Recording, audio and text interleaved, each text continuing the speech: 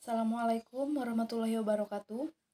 Bagaimana kabarnya anak-anakku? Mudah-mudahan kita semua sehat walafiat ya, selalu dilindungi oleh Allah Subhanahu wa taala. Alhamdulillah kita masih bisa berkomunikasi melalui media ini. Nah, untuk pelajaran kimia pertemuan kali ini, Ibu akan melanjutkan materi yang telah disampaikan minggu sebelumnya oleh Bu Megi, di mana minggu sebelumnya telah dibahas tentang lambang tata nama suatu senyawa ya, menentukan penamaan suatu senyawa. Nah, untuk materi berikutnya yaitu persamaan reaksi, di mana persamaan reaksi ini masih bagian dari bab yang kedua ya.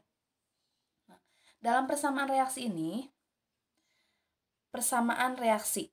Nah, berarti persamaan itu penggambaran, persamaan yang menggambarkan terjadinya suatu perubahan kimia dari reaksi. Reaksi itu adalah nama lain dari zat-zat yang bereaksi menjadi produk. Produk itu zat hasil reaksi.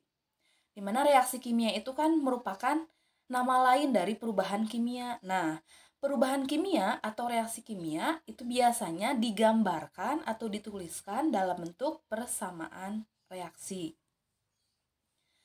Nah, pada penulisan persamaan reaksi, antara reaksi dengan produk itu dipisahkan dengan menggunakan suatu tanda panah. Nah, di mana tanda panah ini berarti pemisah. Pemisah antara reaksi dengan produk. Nah, di mana di sini reaksi itu ditulis sebelum tanda panah atau berada di ruas kiri. Sedangkan produk itu ditulis di sebelah kanan atau setelah tanda panah. Jadi penulisannya itu di sini reaksi dulu, sebelah kiri baru produk. Jadi reaksi tanda panah itu berubah menjadi produk. Nah, kemudian dalam persamaan reaksi, reaksi kimia biasanya mengubah zat-zat asal atau reaksi menjadi zat-zat baru atau produk. Di sini ada contohnya. Contohnya misalkan ada suatu reaksi, reaksinya 2H2 dalam kurung G. G itu artinya gas ya, plus O2 dalam kurung G menjadi 2H2O gas. Jadi tanda panah itu bisa dibaca dengan kata menjadi atau menghasilkan atau membentuk ya. Di sini kalau kita gambarkan H2-nya di sini dimisalkan yang bulat-bulat ini adalah H2, ada 2, kemudian ditambah O2, jadi yang bulat warna merah itu adalah O-nya, O2, berubah menjadi 2H2O. Nah, dalam reaksi ini, dalam contoh ini, di sini ada yang namanya koefisien reaksi. Ini kan sudah dibahas ya, apa itu koefisien? Koefisien itu yang menunjukkan jumlah suatu molekul. Nah, di sini koefisien reaksi itu perbandingan partikel yang terlibat dalam reaksi. Nah, contohnya misalkan dalam reaksi ini, di sini ada 2H2, artinya angka 2 yang di depan ini adalah koefisien dari H2. Sedangkan di depan O2 di sini tidak ada angka berapapun, artinya koefisiennya nilainya 1. Nah, sedangkan di depan H2O, nah ini di sini ada angka 2. Nah, itu berarti koefisien dari H2O. Nah, sehingga koefisien reaksi itu menyatakan perbandingan partikel yang terlibat dalam reaksi. Artinya, kalau misalkan ada reaksi yang contoh yang ini, berarti kalau kita baca reaksinya 2 molekul H2 ditambah itu artinya bereaksi atau bergabung atau bereaksi dengan 1 molekul O2 berubah menjadi atau bereaksi menjadi 2H2O atau 2 molekul H2O. Nah, itu contoh dari persamaan reaksi. Nah, contoh yang lain. Di sini contohnya ada logam besi plus gas oksigen berubah menjadi besi 3 oksida. Nah, di sini untuk yang di atas itu ditulis namanya, sedangkan yang di bawahnya, nah di sini logam besi. Nah, untuk yang pertama logam besi plus gas oksigen berubah menjadi besi 3 oksida. Nah, kalau kita tuliskan dalam bentuk persamaan reaksinya, maka reaksinya ditulis yang ini yang pertama. Logam besi itu simbolnya Fe, kemudian O2-nya, gas oksigennya O2, kemudian besi 3 oksida itu simbolnya Fe2O3. Sedangkan untuk contoh yang kedua, ada gas oksigen, berarti gas oksigennya O2, kemudian tambah gas hidrogen, berarti ditambah ini H2, menjadi uap air. Uap air itu berarti sama dengan H2O, sama dengan air, tapi wujudnya gas. Nah, kemudian yang ketiganya, gas karbon dioksida. Gas karbon dioksida itu simbolnya atau rumusnya CO2. Gas ya, karena wujudnya gas. Berikutnya ditambah dengan uap air. Uap air tadi apa? H2O. Berubah menjadi glukosa dan gas oksigen. Nah, berubahnya menjadi 2 jenis zat, yaitu glukosa dan juga oksigen. Nah, ini rumus kimia glukosa, C6H12O6. Dan oksigen, oksigennya O2. Nah, dari contoh persamaan reaksi ini, nah di situ kan ada dalam kurung S, dalam kurung G. Nah, yang dalam kurung yang ditulis di sini, nah ini yang ditulis setelah rumus kimianya, itu sama dengan atau disebut dengan fasa. Fasa itu mirip-mirip dengan wujud ya. Cuman kalau wujud itu kan ada 3. Ada padat, ada cair, ada gas. Kalau fasa ada tambahannya. Ada tambahan yaitu aqueous. Aqueous itu untuk larutan. Jadi fasa itu merupakan mirip-mirip dengan wujud ya. Jadi merupakan bagian atau bentuk. Nah, fasa dalam persamaan reaksi itu terdiri dari gas. Kalau gas, maka ditulisnya dalam kurung G. Kemudian ada yang cairan. Kalau misalkan suatu zatnya berbentuk cairan, misalkan alkohol ya. Nah, itu maka fasanya liquid atau diberi simbol menggunakan huruf L. Sedangkan yang padatan, nah misalkan belerang, itu kan padat. Belerang itu dalam kurungnya S. Atau di sini contoh yang tadi misalkan besi. Nah, ini kan logam besi. Logam besi kan padat, berarti di sini simbolnya S. S itu solid atau padatan. Dan yang terakhir di sini ada aqueous. Aqueous itu larutan. Nah, kalian harus hati-hati membedakan antara larutan dengan cairan karena biasanya hampir mirip. Nah, untuk membedakan antara cairan dengan larutan, karena biasanya larutan juga kebanyakan itu berwujud cairan. Tapi tidak semua yang cairan itu larutan. Ada cairan-cairan yang murni, ada yang larutan. Jadi kalau misalkan ditulis simbolnya dalam kurungnya L, nah misalkan dalam kurung misalkan L, L-nya L kecil ya. Nah, kalau misalkan dalam kurung L berarti fasanya liquid. Liquid itu artinya cairan. Misalkan ibu punya 2 buah zat. Misalkan ada 2 buah alkohol. Alkohol itu rumusnya C2 C2H5OH ya. C2H5OH. C2H5OH-nya yang satu liquid, yang satu lagi aqueous. Aqueous itu ditulisnya aki ya, A dengan ki. Dua-duanya huruf kecil. Kalau yang liquid artinya C2H5OH-nya atau alkoholnya itu cairan, liquid. Nah, kalau ditulisnya fasanya L saja atau liquid, itu berarti alkoholnya alkohol murni, hanya alkohol saja. Atau alkoholnya merupakan alkohol yang merupakan zat tunggal.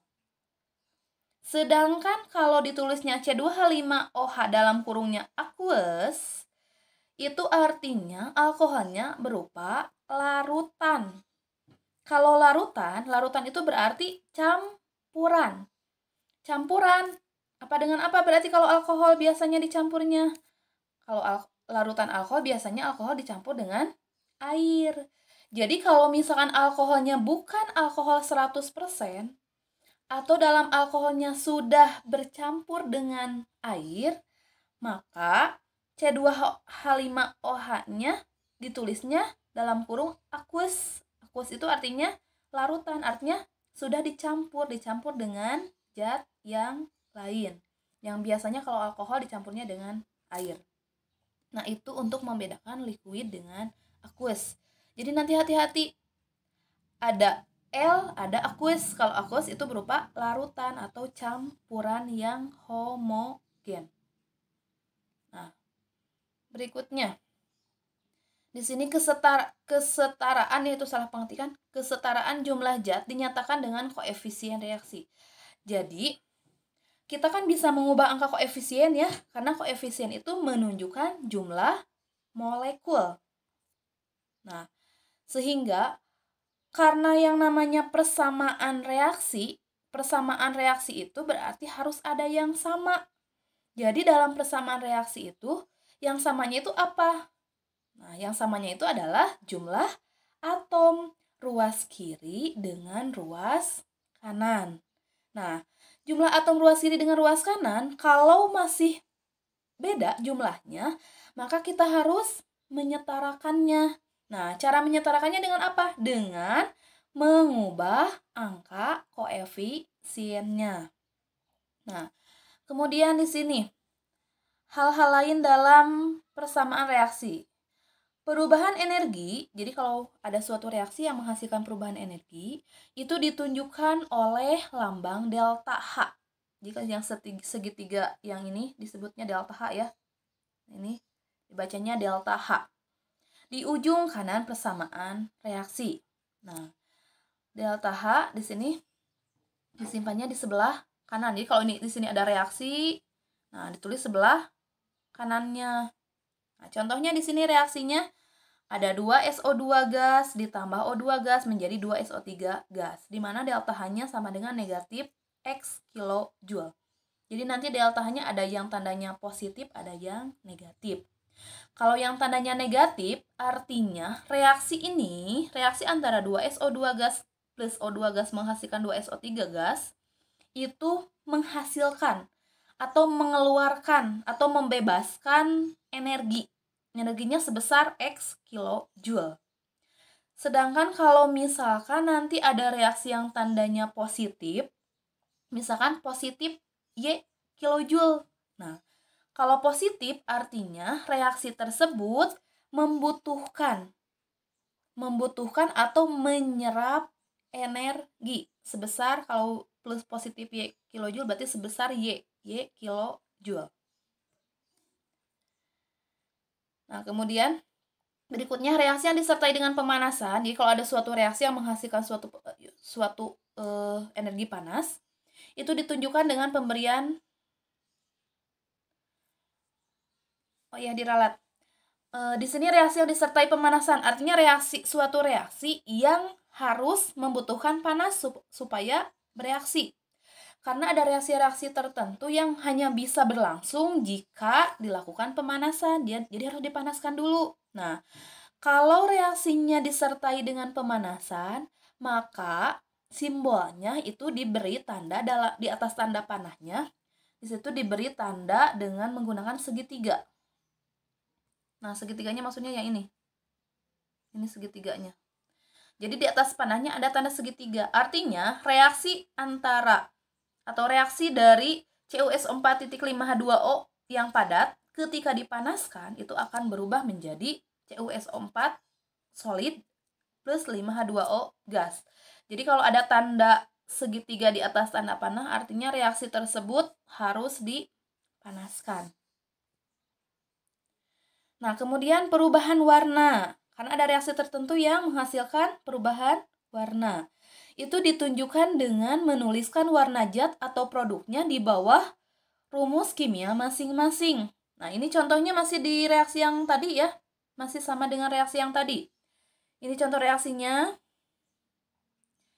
CuSO45H2O yang padat, S itu berarti solid ya, padat. Nah, dipanaskan. Jadi bereaksinya dengan cara dipanaskan, menghasilkan CuSO4 yang juga solid tambah 5H2O gas. Nah, reaksi tersebut itu menghasilkan perubahan warna yang berbeda. Nah, kalau CuSO4 5H2O asalnya biru, maka setelah dipanaskan itu akan berubah menjadi warna putih. Nah, jadi jika misalkan kalian punya CuSO4 5H2O, nanti bisa kita praktekkan ya kalau misalkan waktunya memungkinkan. Kalau situasinya memungkinkan, kita nanti akan praktek membuktikan kalau CuSO4 5H2O yang berwarna biru itu ketika kita panaskan itu akan berubah menjadi warna putih. Jadi kalau sudah warna putih itu berarti CuSO4 saja tanpa ada 5H2O-nya. Karena di sini H2O-nya sudah lepas. Kalau dipanaskan berarti H2O-nya menguap, berubah menjadi uap air. Jadi yang bersisa tinggal ininya. Tinggal CuSO4 solid yang berwarna putih. Nah, itu contoh reaksi yang menghasilkan perubahan warna. Nah, berikutnya penyetaraan persamaan reaksi atau untuk menyamakan. Menyetarakan itu berarti menyamakan persamaan reaksi. Nah, jumlah atom ruas kiri itu harus sama dengan jumlah atom ruas kanan. Nah, langkah-langkah dalam penyetaraan reaksi, di sini ada langkah-langkahnya. Yang pertama, mulailah setarakan jumlah atom yang memiliki indeks paling besar atau rumus kimia yang paling kompleks. Jadi yang pertama kita perhatikan, di antara misalkan dalam suatu reaksi, kita lihat dulu mana yang angka indeksnya paling besar atau yang rumus kimianya paling kompleks. Nah, tetapkan koefisien reaksi dari zat dengan indeks terbesar tadi sama dengan 1. Artinya, yang rumus kimianya paling kompleks itu kita anggap kalau koefisiennya sama dengan 1 dulu. Ya, itu langkah yang kedua. Berikutnya, setarakan jumlah atom yang terdapat lebih dari 1 zat. Jadi kalau misalkan jumlah atom yang terdapat lebih dari 1 zat, baik di ruas kiri maupun di ruas kanan. Nah, jadi kita setarakan atau kita samakan jumlah atomnya. Nah, di sini sebelum contoh menyetarakan reaksi, ada hal-hal yang harus diperhatikan dalam menyetarakan jumlah atom-atom pada suatu persamaan reaksi. Nah, apa saja yang harus diperhatikannya? Nah, di sini yang harus diperhatikan yang pertama, kalian jangan sekali-kali mengganti angka indeks dari zat kimia yang bereaksi dan hasil reaksi. Karena ini berarti mengganti rumus kimianya. Seperti halnya yang sudah dibahas minggu kemarin ya, yang sama Bu Megi. Dimana kalau misalkan ada rumus kimia misalkan H2O, kalau O-nya misalkan jumlahnya 1, kita akan mengubahnya jadi 2, itu tidak dengan misalkan menambahkan jadi 2 di depan O-nya. Kalau menambahkan jadi 2 berarti ini bukan air lagi. Nah, sehingga dalam menyetarakan reaksi kimia, kalian jangan sekali-kali mengubah angka indeks. Jadi yang harus dirubah adalah angka koefisiennya. Jadi yang ditulisnya misalkan kalau O-nya mau 2, berarti H2O. Misalkan O-nya mau 2, berarti tulis angka 2 sebagai koefisien. Jadi kalau ada 2 di depan, artinya atom H-nya juga berubah. Atom H-nya jadi 4, O-nya jadi ada 2. Nah, kemudian hal yang berikutnya yang harus diperhatikan. Jangan menambahkan zat lain yang tidak ada dalam persamaan reaksi. Jadi kalian jangan memaksakan. Kalau misalkan mau menambah jumlah atom, itu kita cukup otak-atik dengan angka koefisiennya. Bagaimana supaya jumlah atom sebelah kiri dan sebelah kanan itu jadi sama dengan menambahkan angka koefisien. Tetapi tidak boleh menambahkan zat lain yang tidak ada dalam persamaan reaksi sebelumnya. Itu yang kedua. Kemudian yang ketiga, Setarakanlah jumlah atom dengan mengubah-ubah angka koefisiennya. Ya, jadi yang dirubah hanya angka koefisien. Nah, berikutnya di sini ada contoh soal. Ibu berikan contoh soalnya lumayan banyak. Di sini contoh soalnya ada 5 soal. Nanti Ibu akan bahas sama Bu Megi ya, satu persatu bagaimana cara menyetarakan persamaan reaksi berikut. Nah, nanti ini kalian bisa catat ya. Ini catat soalnya. Nah, nanti Ibu sama Bu Megi akan membahas satu persatu bagaimana cara menyetarakan. Menyetarakan itu berarti menyamakan jumlah atom ruas kiri dengan ruas kanan, supaya persamaan reaksi masing-masing ini memiliki jumlah atom ruas kiri dan ruas kanan yang sama.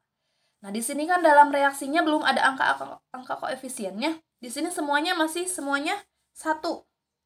Kalau kita perhatikan untuk soal nomor 1 misalkan di sini N2 plus H2 menjadi NH3.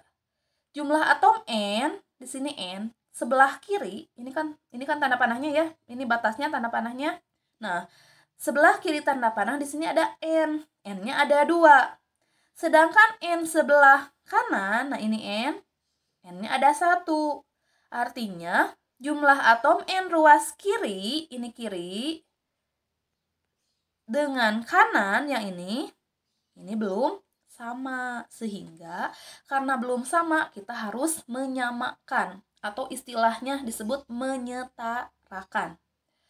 Nah, H-nya juga sama. H yang di kiri ada 2 jumlah atomnya, sedangkan H di kanan ada 3. Nah, maka bagaimana caranya supaya jumlah atom ruas kiri dengan ruas kanan semuanya masing-masing atomnya sama? Nah, caranya kita perhatikan cara menjawab dari soal-soal ini ya.